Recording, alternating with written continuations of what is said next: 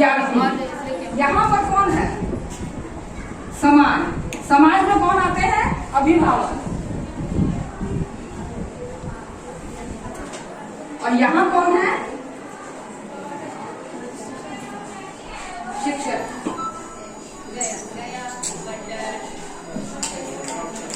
इस चीज को थोड़ा सा अगर क्लियर कर समझ में आ रहा है तो जरा सा समझने का प्रयास किया जाए। हम जोर से बोलते हैं, आवाज आएगी। सरकार जो है ऊपर से हमको आगे लाइट आ गई। लाइट नहीं आ गया ना, लाइट नहीं आया है, लाइट नहीं आया करे कि इन्वर्टर से। सरकार सारी व्यवस्थाएं बना रही है, ठीक है, लेकिन इस व्यवस्था को हम समाज तक कैसे कोरिलेट करेंगे, कैसे कोऑर्डिनेट करेंगे? तो ये शिक्षा जो है एक ट्रायंगुलर प्रोसेस है, शिक्षा और शिक्षा का प्रसार। तो इस ट्रायंगल में 3 ट्रायंगल के जो 3 कोने हैं, यहाँ पर कौन कौन इस शिक्षा के कार्यक्रम को सफल बनाने में अपनी सबसे महत्वपूर्ण सहभागिता निभा सकते हैं? सबसे ऊपर हमने विद्यार्थी को रखा है, क्योंकि विद्यार्थी ही मुख्य धारा में है ना। ये सारा प्रयास सरकार किसके लिए कर रही है? विद्यार्थियों के लिए। ये इतना इन्वर्टर दिया, स्मार्ट टीवी दिया, किसके लिए? हमारे लिए नहीं, हम तो इसका हिस्सा, हम इसको इम्पार्ट करेंगे, लेकिन मेन इसके मुख्य धारा में कौन है? हमारे बच्चे।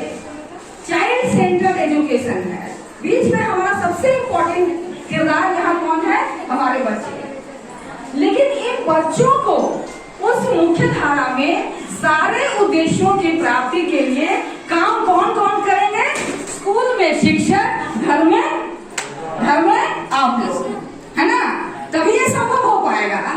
सरकार कितनों अकेले प्रयास कर ले, बहुत सारी चीजें हमारे स्कूल में दे दे, लेकिन हम विद्यार्थी, शिक्षक और अभिभावक एक साथ अगर सामंजस्य न बैठा पाए तो ये सारा जो है वो कार्यक्रम जो है सफल पूरी तरह से नहीं हो पाएगा। समझ में आ रही है बात?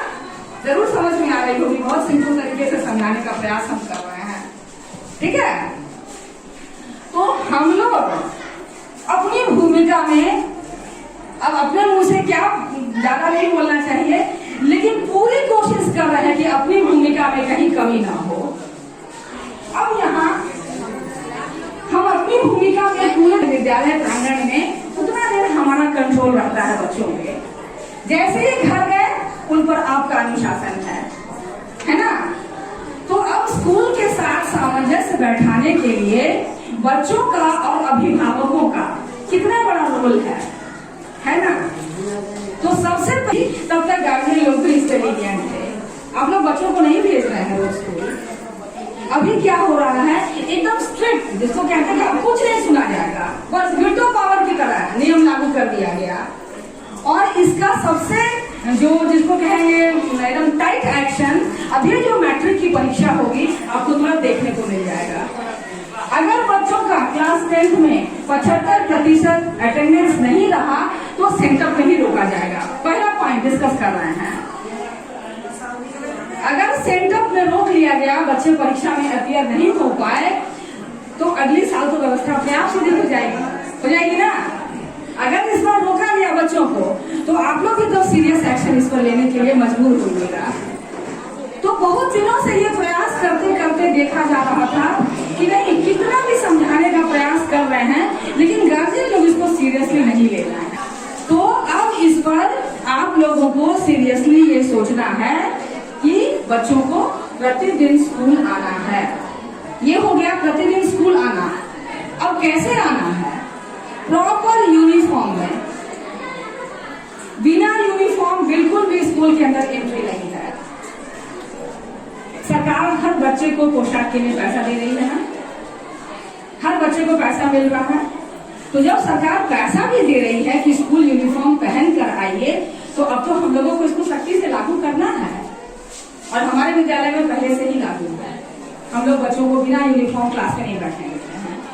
लेकिन जो नया एडमिशन अभी क्लास 11th में और 9th में जो हमारे यहाँ न्यू एडमिशन हुआ है, उन पेरेंट्स के लिए ये विशेष इंस्ट्रक्शन रहेगा हमारी तरफ से, ठीक है।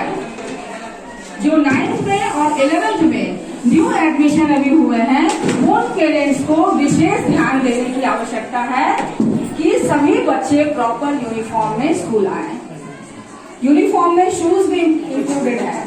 ज्यादातर गार्जियन क्या समझते हैं कि सिर्फ ड्रेस बनवा दिए और जूता मोजा पर ध्यान नहीं देते हैं। जूता मोजा भी मैंडेटरी है, सब बच्चे को चाहिए कि बेटी हमारी स्कूल से निकली है तो स्कूल ही गई, घर से निकली है तो विद्यालय ही पहुंची है ना, कहीं और तो नहीं ना गई है। कल शाम की बात है, हम लोग ट्रेन में थे, एक किसी गार्जियन का फोन आया अजीत सर के पास कि कौन लड़की थी कि अभी तक घर नहीं पहुंची है।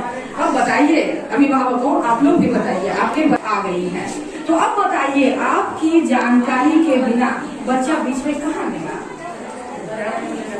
तो स्कूल से निकलने के बाद बच्चों का ये ध्यान आप लोगों को रखना है। तो अभी तक उसको दुकान से एक पैकेट बिस्किट मंगवाए, बिस्किट खिलाए, पानी पिलाए और फिर दवा दिए हैं। क्या नाम है? 9th क्लास के न्यू एडमिशन है। 9th क्लास के 9th क्लास। हम पूछे कि 6 बजे से कहाँ गए थे आप लोग, तो वो बताए कि कोचिंग गए थे मैम 9:30 बजे तक गए। मेक इट क्लियर, हर लोग हर अभिभावक इस बात को अच्छे से समझ लें। बच्चा को टिफिन देके स्कूल भेजिए, क्योंकि एक लंबा अंतराल हो जाता है 9:30 बजे से लेकर 4 बजे तक। 12:45 बजे लंच होता है, टिफिन लेकर तैयार करके हम कल या परसों जाकर के फिर डायरेक्टर से मिलने जाएंगे। और आप लोगों की तरफ से ये आग्रह फिर रखा जाएगा कि जिस विषय में शिक्षक है वेरी गुड, नहीं है हमें और शिक्षक चाहिए, लेकिन तब तक बच्चों की उपस्थिति स्कूल में चाहिए। एटलीस्ट जितने टीचर हैं उतना तो क्लास करें। इसीलिए 11th क्लास और 12th क्लास के